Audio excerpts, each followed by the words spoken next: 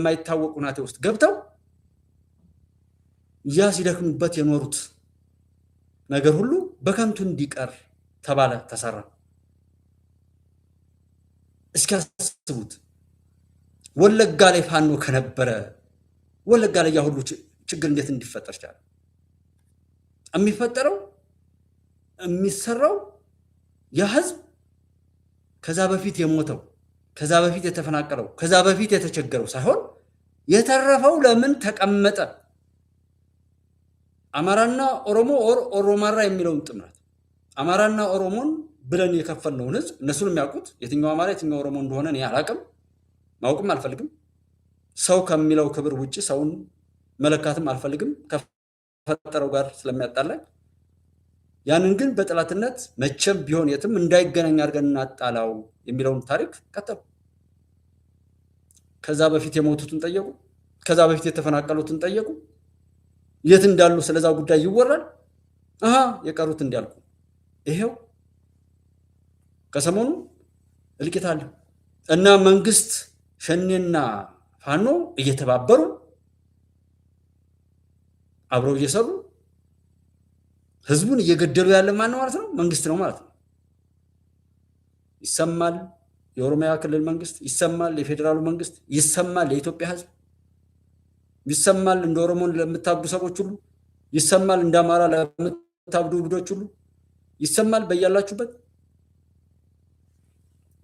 ደግሞ አሁንም በዚሁ የእነሱንም ስም ለማጠልሸት የሚንቀሳቀሱ አሁንም የዳቦ ስም ተሰጥቷቸው አሁንም በአገዛዙ የሚንቀሳቀሱ ኃይሎች አሉ። እነዚህን የእውነት እንትን የሚሉትን አካሎችን ለመጻረር የሚሰሩ ኃይሎች አሉ። በተቃራኒ ደግሞ ማለት ነው እንደተባለው ያው አስረስ ማረጃምቲ እንደተናገረው በተለያዩ አካባቢዎች የወለጋ ቢዛሞ አይንሻ ሰይድስ በተለያዩ በሚያደርጋቸው ውጊያዎች ላይ በተለያዩ ቦታ እየገቡ እነሱ ደግሞ የሚሰሩ ስራዎች እንዳለ ሆኖ ማለት ነው እና ያው ሙሉ በሙሉ ደፍሬ በዛ ልክ እንትን ባልልም አሉ ያው የጋራ ትብብሩና እንቅስቃሴዎች አሉ ማለት ይችላል።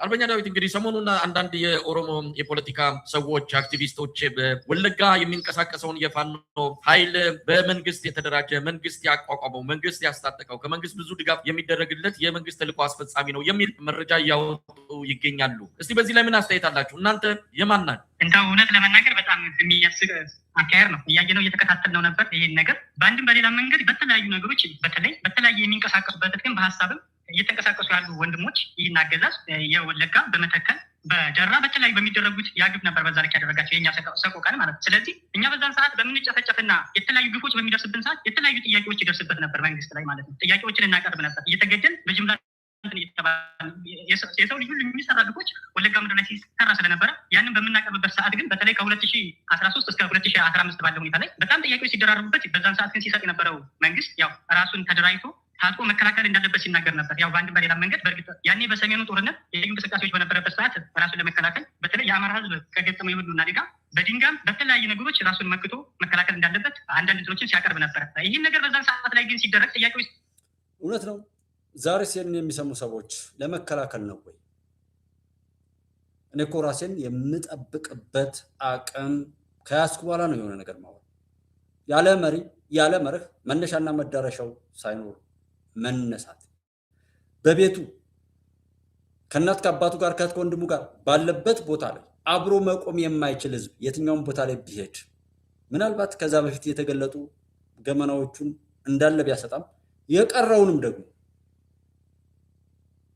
ገመናውን ለማስጣት ለመውደቅ ለመሞት ከዛ በፊት ተጎደው ያለው ነገር ካለም ከዛ በኋላ በዚህ መልኩ ከተነሳ መቼም ቢሆን እንዳያልፍለትና መቼም ቢሆን እንዳይተርፍ ለመስራት እንጂ ድል ለማድረግ ነው ወይ? የኔ ጥያቄ አስምሩልኝ የተከበራችሁት ወንድሞች። ይሄ ንግግርና ሂደት የተባለውን ነገር ይፈታል ወይ? ሁሉንም የምጠይቀው ከመጀመሪያው ጀምር ያለው አጀንዳን አልቀየርኩም። ለምን ሰው አልተማረማ? የሚውልበትና የሚያወራው የሚሰራውና የሚያደርገው ሲናገርና አፍና ተግባር እጅግ በጣም የተራራቀ ሁኔታ ላይ ስላለ እውነት ይለምናል፣ ውሸት ይለምናል፣ ክብር ይለምናል፣ ውርደት ይለምናል። ውርደቱን የሚናፍቅ ውርደቱን የሚኖር የሚያድነውን የሚጠላ እንዳይድን የሚሰራ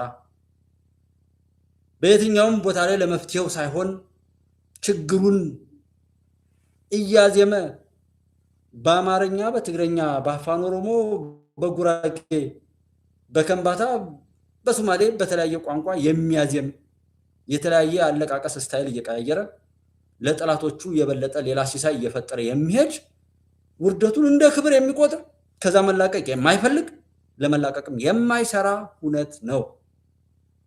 መሳይ እዚህ ጋር በደስታ ነው የሚያወራው። መሳይ ልክ ነው። መሳይን የላኩ ሰዎችም ልክ ናቸው።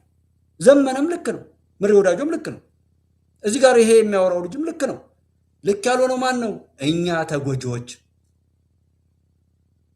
አብረን ቆመን መንግስት የትኛው መንግስት በትክክል እናውቃለን። መንግስት የሚባለውን እንኳን መረዳት እንችላለን፣ ማስረዳት እንችላለን።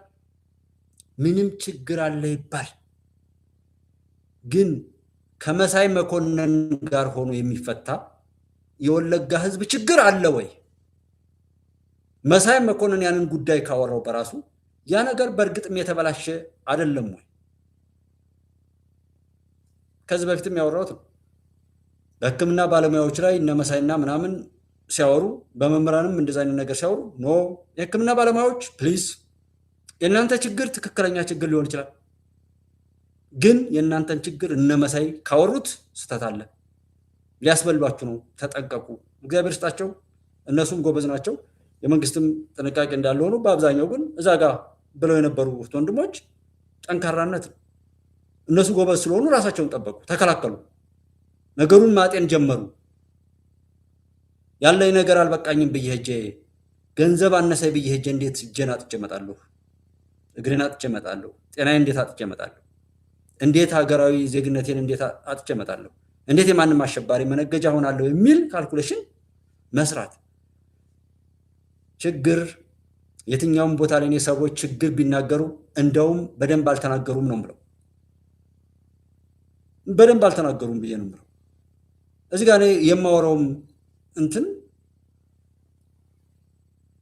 ነገሮችን የማወቅ ከጉዳት ራስን የመጠበቅ ከዛ በኋላም ትርፍና ኪሳራን ስሌት ውስጥ የከተተ ነፃነትን ያረጋገጠ ጎደለ ያለውን ተጨማሪ አድርጎ ለማምጣት እንጂ ጭራሽ ያለንን የሚያሳጣ ሁነት እንዳይፈጠር አድርጎ በጥንቃቄ ለመጓዝ የሚያስችሉ ግንዛቤውን ለመፍጠር ነው እኮ እስካሁን ያለው።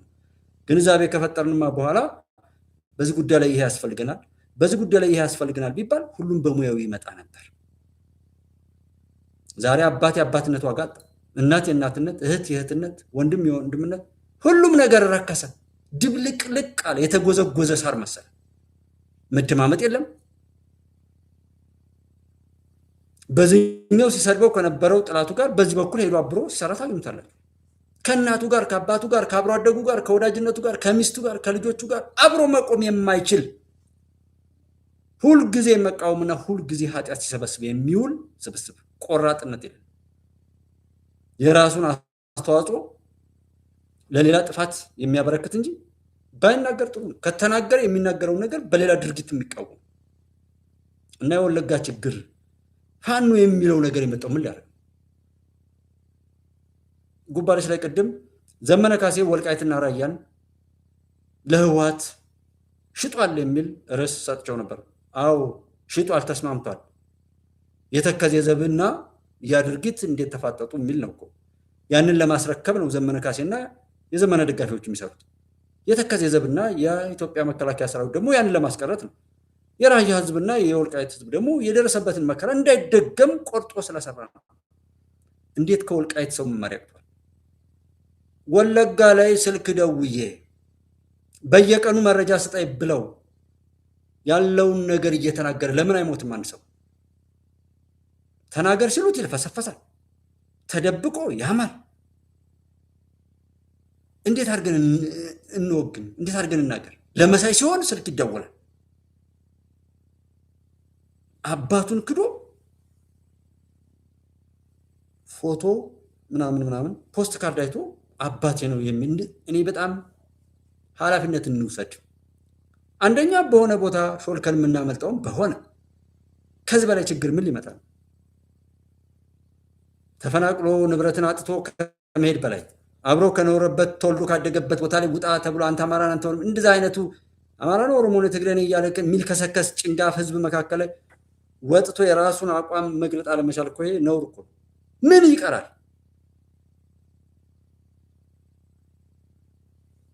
እኔ ይሄ 3 ዓመት እኮ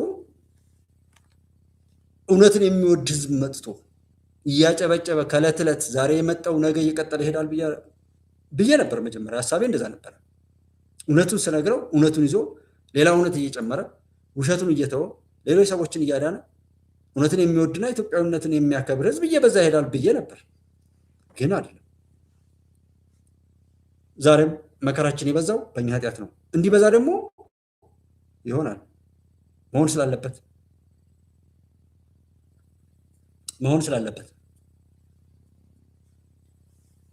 ሰው ድግሱን መቅማት ስላለበት የዘረውን ማጨር ስላለበት ይበዙ አልፎ አልፎ በግሩፕ ወጡ ዝም ብሎ ብቻ በራሳቸው መሳሪያዎችን ገዝተው የሚንቀሳቀሱ ኃይሎች ነበሩ ከ2013 እስከ 2015። በዛን ሰዓት ላይ ግን ያው ይህን ነገር እያደረጉ ራሱን የቻለ ምንም አደረጃጀት የለም ነበር። ሲከላከል በተለያየ ነገሮች ሲሆን ነበር። ያን ነገር ግን የሚሆነው አሁንም በዛን ሰዓት ሲገሉ ሲጨፈጭፉ የነበሩ ሰዎች ግን አካላቶች መንግስት በተለያየ የዳቦ ስም እየሰጣቸው እየተላከ በመንግስት ተልኮ የሚገቡ አካላቶች ነበሩ እና ዛሬ ላይ እየወጡ ያሉት ነገሮች ያስቃሉ። እና በተለይ ከ2015 ቢዛሙ እዝ የሚለው ከመሰረተ በኋላ በተለያዩ የሻለቃ አደረጃጀቶች አድማሱን እያሰፋ በተለይ አሁን ላይ ደግሞ በተለየ ሁኔታ ማመን እስከሚቃት ድረስ ግዙፍ አደረጃጀቶች ጥላት በእብሪት እየገባ የአማራን ህዝብ ጨፈጭፋለሁ ከፌስታሎች ምንም የለውም እየተባለ የወለጋ አማራ ህዝብ መዘባበቻና ሲገደል የነበረ ህዝብ ዛሬ ላይ ግን በመጣበት ሁሉ አንገቱን አቀርቅሮ ሲመለስ የተለያዩ ነገሮችን እየተነዛ እያየን ነው። ይህን ነገር ያደረግነው ያው ክንዳችን ነው። ስለተመታ አቅም ስላወጣን ፕሮፓጋንዳዎች እየተነዙ ይገኛሉ። እንደው እዚህ ጋር አንድ ነገር ስለዚህ እያጠቃን ነው።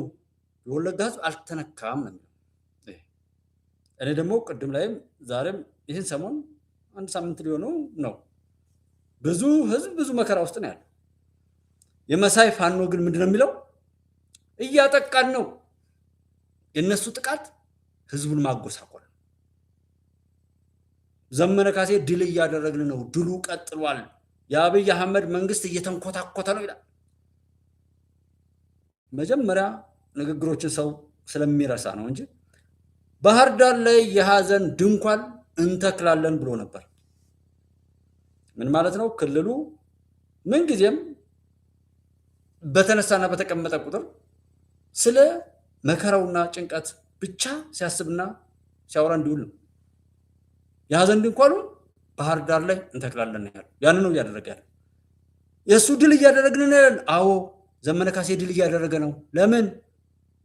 የአማራን ህዝብ ልጆቹን ከትምህርት ቤት ከልክሏል። ትውልድን እያመከነ ነው። ልማቱን አስተጓጉሏል። የህዝብን እሴቶች ገደል ከቷል። የሃይማኖት ቦታዎችን ከረከሱና ሐሳዊ መሲ ተብለው የተነገረላቸው በ8ኛው ሺህ ፍካሬ ኢየሱስ ላይ እየተወራላቸው በቅድስና በቁብስና በጵጵስና ስም ላይ የሚማግጡ ነውረኛ ሰዎችን ከፊት አሰልፎ የተቀደሱ ገዳማትና ቦታዎችን ሁሉ የተቀደሰች ቦታ ናትና በባዶ እግርህ እርገጣት የምትባለዋን በረከት የሚገኝባቸውን የሃይማኖት ቦታዎች የገዳዮች መናኸሪያ አድርጓል። አማራ የሆነ ሁሉ ሚስቱና ልጆቹ ተደፍረውበታል። እንደ በግ እየታገተ ክፈል የተባለውን እየከፈለ ነው። ውርደት በቤቱ ሆኗል።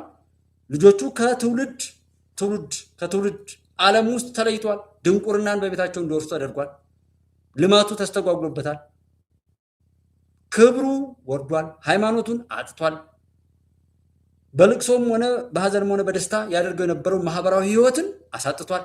ይሄ ለዘመነ ካሴ ድል ነው። ለምን? ይሄን ሊያደርግ ስለመጣ። ከዚህ ጋር የተሳተፈና ይሄን የደገፈ ሁሉ እግዚአብሔር ዘመኑን በሰቆቃ በልቅሶ በዋይታና በመከራ ይሙላለት እያልኩ ነው የምናገረው። ብዙ ትርክቶች ስላሉ በዚህ ሁሉን ዘርዘረ እንዳናወራ ትዕግስት ኖሮት ነገሩን ለመስማት የሚፈልግ የለም። በቲክቶክ 15 ሰከንድ ሲቀነጨብ ሲቆነጸል ሲጎል የሚውል ትውልድ መካከል ነው ያለን። የደረሰበትን መቀበል እኮ ግዴታ ነው። ይሄም የሚመጣ ነው የሚላቸው ድል እያደረግነው ነው። እንደውም ብልጽግናን አሸንፈ ነው ወይም መንግስትን አሸንፈ ነው። የሰሞኑ ፕሮፓጋንዳዎች የጨመሩት ስለመታነው ነው ይላል የወለጋው ፋኖ። ስለዚህ እነሱ ምት ማለት ህዝቡን ማጎሳቆል ነው። የተዘራ በቆሎ ሲጨፈጨፍ ነው በቪዲዮ የተለቀቀለ። የበቀለ ሰብል እንኳን የሚጨፈጭፍ ፖለቲከኛ በዚህ ልክ ሰብናውን ያጣ ድንቁርና እየወረሰው ግብዝ ማንነት የባንዳዎች ቆሻሻ ማጠራቀሚያ ኦሮሞ ነኝ አማራ ነኝ እያለ ሲራገጥ የሚውል ገልቱ ከንቱ ትውልድ ከማየት በላይ አሳፋሪ ነገር የለም። እኮ እንደ መሪም እንደ አባትም እንደ እናትም የትኛውም ቦታ ላይ ነው የሚያሳፍረን አንገት የሚያስደፋን ቆሻሻ ታሪክ እንጂ ክብር አይደለም። እንዲህ አይነት የሚማግጡ ከየትም ይምጣ በሽታው ይሄን ተቀብሎ የሚያስተላልፉ ነውረኛ ሰዎች ባሉበት መካከል ላይ ኖረን እሱን አስቁመን ትክክለኛ ሂደት እስካላሰብን ድረስ ተዋርደናል። አብረን ነው ገደል እየገባን ያለው። ህወሓት እና ህወሓታዊ ሳቢ ማንም ይዘው ደግሞ አንዳንድ ሰዎች ህወሓት እኮ ነው እንዲያደርገው ይላሉ። ታዲያ ማረጉን ካወቀው አንተ የተሻለ ስራ ይሄን ብሎ ማለት ያንን የሰራውን ኃይል ማጀገን እንደሆነ አታውቅም። ብልጽግና ነው ይሄን ያደረገው እያልክ ስታወራ ከምትውል ያንን ነገር ፈታ አታሳይ። ስለዛ ጉዳይ ስታወራ በዋልክ ቁጥር እኮ ጠላቴ ነው ብለህ ያልከው ኃይል የበለጠ ኃያል እንደሆነና መቼም ቢሆን የማታሸንፈው እንደሆነ እየመሰከርክ እንጂ የሞገትከው አይደለም። ግን ይሄ እናት አባቱ በህሊናቸው ሲረግሙት የኖረት ልጅ እናት አባቱን የማይታዘዝ ቀልዋጭ፣ ሰነፍ፣ ልጥፍ፣ ሳይሰራ ከብራለሁ የሚል ወሬኛ፣ ሳይማር ምሁር መባል የሚፈልግ በየሄደበት ውርደትን ክብሩ ያደረገ ትውልድ አፍርተናል። ዩኒቨርሲቲዎች ስንት ዓመታት ነው አንድ ወቅት ምናምን አለ። ዛሬ እንኳን በየቦታው ላይ ማየት ቲክቶክ ግቡ፣ ፌስቡክ ግቡ፣ ዩቲዩብ ላይ ግቡ። ልጆቻችን እህት ወንድሞቻችን ሶሻል ሚዲያ ተጠቃሚዎቻችን ላይ ምን ላይ እንደሚውሉ ምንም ነገር ሲያደርጉ እነሱን የሚመስል አጨብጫቢ ያሰልፈው እርቃናቸውን የሚሄዱ በካሜራ ፊት ልብሳቸውን አውልቀው የሚማግጡ ልጆችን ተክተናል። ሶሻል ሚዲያ ላይ በደንብ ማንም የማይደብቀው ብዙ ነውር እየወጣ ብዙ ማህበር ሲገባን ብዙ ስራ መስራት ሲገባን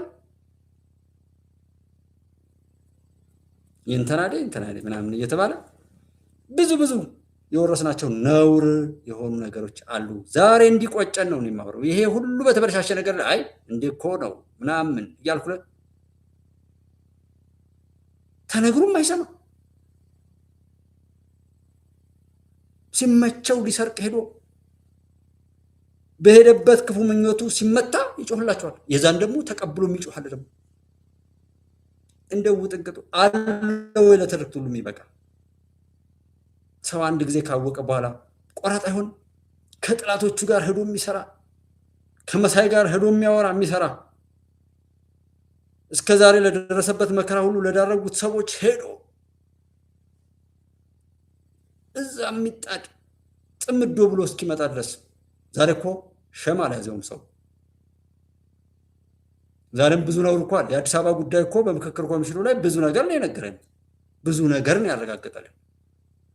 ንያችን ምኞታችንና ጥረታችን እንዳንስማማ እንድንባላ እንጂ መፍትሄ አምጥተን ችግሩን በዚህ በቃ ብለን ሌላ ጊዜ ችግር እንዳይደገም አይደለም እየተመኘን ያለነው። ከቦታው ላይ ሳይሆን ከተለያየ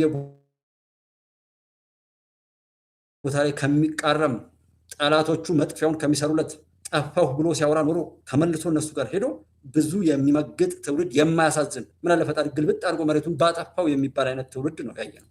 ለመዳን ሳይሆን ለመጥፋት የሚቻኮል የእሳት ራት ባህሪ ያለው እሳቱን ልታጠፋ መጣ ቁርጥ ስታውቅ እራሷን እሳቱ ውስጥ የምትከተዋል እሳት ራት የሚመስል ዘመኑን በሙሉ ምን አለ ባይፈጠር ውሃ ሆኖ ቢቀር የሚባል አይነት ትውልድ ሆነ። የት እንደምንኖር አሰስመንት ሰራለሁ። ለዛ ነው ውስጥ ንዴት ውስጥ ምንገባው። የምፈልገው ነገር በተለይ በዚህ በኛ እንደ አንሻ ሰይድ ህዝብ በርካታ ወንድም የኦሮሞ ህዝብ የጉምዝ ክልል አዋሳኝ ከመሆኑ አንጻር ድንበር ላይ ከመሆናችን አንጻር ሲቀጥል ትግሬ፣ ሀረሮች በርካታ ያለበት ማህበረሰብ ነውና እነዚህ ማህበረሰቦች ለማጋጨት ያልተሰራ ስራ የለም ከበፊት ጀምሮ። በተለይ 2011 አካባቢ አገዛዝ ከመጣ ወደዚህ የመተከሉን ጭፍጨፋ ወለጋ ላይ ለማምጣት በጣም በተለያዩ ሁኔታዎች ይሰራ ነበር። በሰሜኑ ጦርነት ከትግራይ ጋር በነበረው ስል እኛን ከነሱ ጋር ለማጋደም አላተም ብዙ የተሄደበት ርቀት አለ። ዛሬ ላይ ግን የአማራ ህዝብ ሲያስገድለውና ያኔም በሰዓቱ ድረስልን እያለ ጥሪ ሲጠረበት ሰዓት በዚህ ሁሉ ምላሽ ብሶት ግፍ አውጥቶት የሚመጣውን ጥላት አከርካሪውን እየሰበረ እየመለሰ ይገኛል። ይሄ ነው ማለት ነው። አርበኛ ዳዊት እነዚህ እናንተን ከመንግስት ፋኖች ናችሁ ብለው የሚገልጹ ወገኖች የሚያቀርቡት ነገር በወቅቱ የህልውና ጦርነት በነበረ ጊዜ በወለጋም እንደዚሁ ጥቃት በሚሰነዝርበት በሸኒ ላይ አገዛዙ ሸኒን ለመመከት እናንተን እንዳደራጀ ይገልጻሉ። እንግዲህ እናንተ ደግሞ በወቅቱ ድጋፍ ራሳችሁን እንድጠብቁ ከመንግስት ትጠይቁ እንደነበረም በወቅቱ የሚገለጽ ጉዳይ ነበረ። ስለዚህ በወቅቱ ያገኛችሁትን ድጋፍ አሁን ድረስ ከመንግስት ጋር ግንኙነት እንዳላችሁ ተደርጎ ነው እንግዲህ በእነዚህ አካላት እየተገለጸ ያለው። በእርግጥ ያኔ በተወሰነም ደረጃ ይሁን ምን ያህል ድጋፍ ከመንግስት መሳሪያም ሌሎች አግኝታችሁ እንደሆነ አላውቅም፣ ግን እንደዛ አይነት ነገር ነበረ? ከነበረስ እስካሁን የሚሰጣችሁ ከመንግስት የሚቀርብላችሁ ነገር አለ? በእርግጥ በሰሜኑ ጦርነት በጣም በከበደበትና ባየለበት ሰዓት እንዳልኩ ከትግሬም ጋር ከተለያዩ እንትኖች ጋር ቅስቀሳዎችን አድርጎ ቢዚ ለማድረግ የሞከረበት አኳኋን ነበረ እና ሸኔ በዛ ሰዓት ላይ ደግሞ የተለያዩ ማዕበሎችን አስነስቶ በዛ ልክ የአማራነት ይሄ እንዳትረሱ ማስታወስ የምፈልገው አሩሲ ላይ 25 ሚሊዮን ብር ወጥቶ የተሰራውን የአኖሌ ሐውልት አማራ ጡት ቆረጠ የሚለው ትርክት ማንኩስ አካባቢ ላይ ጡት በመቁረጥ አሳይና ተብለው ያንሰሩና አላልኩም እንዴ በውሸት ትርክት 25 ሚሊዮን ብር ወጡ። ለአካባቢው ማህበረሰብ ውሃና ሌላ መሰረተ ልማት እያስፈልገው ተስፋዬ ገብረአብ የሚባል ኤርትራዊ የጻፈውን ምናምን የምታዩት ነገር ነበር። እኔ የሚሰማ ቢኖር ብዙ መጽሐፍቶች ነበሩ። እነሱን እያነበብን ቢሆን እያስቀመጥን ሰው ትዕግስት ኖሮት እንደዛ አይነት ይማራል የሚል እንዳልኳችሁ ብዙ ህልም ነበረ ወደ ሚዲያ ስመጣ ማለት ነው። ጀን ያል ጊዜ የሚወስድ ራስን ለመከላከል እኮ ከዛ ቀጥሎ ነው ስለ መንግስት የምናወራው ስለምንም የሚወራው። እቤት መደረግ ያለበት ሲደረግ ነው። እቤቱ ምንም የማያደርግ ከቤቱ ዕቃ ሰብሮ የሚወጣ ድንጋይ ተወራውሮ ሽመል ጥግምግሞሽ ብሎ እናት አባቱን እየተሳደበ የሚወጣ መሄጃ ሲያጣ ብቻ የሚሰበሰቡበት ነገር ቢኖር ኢትዮጵያ ውስጥ ፖለቲካ ነው። ለምን? አጥፍቶ እንዲጠፋ ጥላቶች ስለሚፈልጉ የሚደግፉትም እንዲጠቀም አለ። ማንም ብትፈነዳ አቋም ካለ ልቅሶ በድግስ ይከወናል ማለት እና ይሄ እዛ ጋር ጡት ቆረጥኩ ብሎ የሰራውን ህዋታዊ ሳቢ ጡት ቆርጦ ህዋትን ነፃ አወጣ። መከላከያ ሰራዊትን በተኛበት ሲያርድ ህዋት፣ ይሄም ደግሞ ጭንጋፍ ከየሰፈሩ እየተነሳ መከላከያ ሰራዊትን በጥላቻ ውርደቱንም በአደባባይ ገለጠ። ህዋት ሰሜን ዕዝን መጥቶ የወጣበትን ከንቱ ህልም በቅራቅርና በበየዳ ላይ ዶግ አመድ አድርጎ የመጣው ልዩ ኃይልና ከመላው የኢትዮጵያ ክልል ላይ ደግሞ ሙሉ ኦፕሬሽን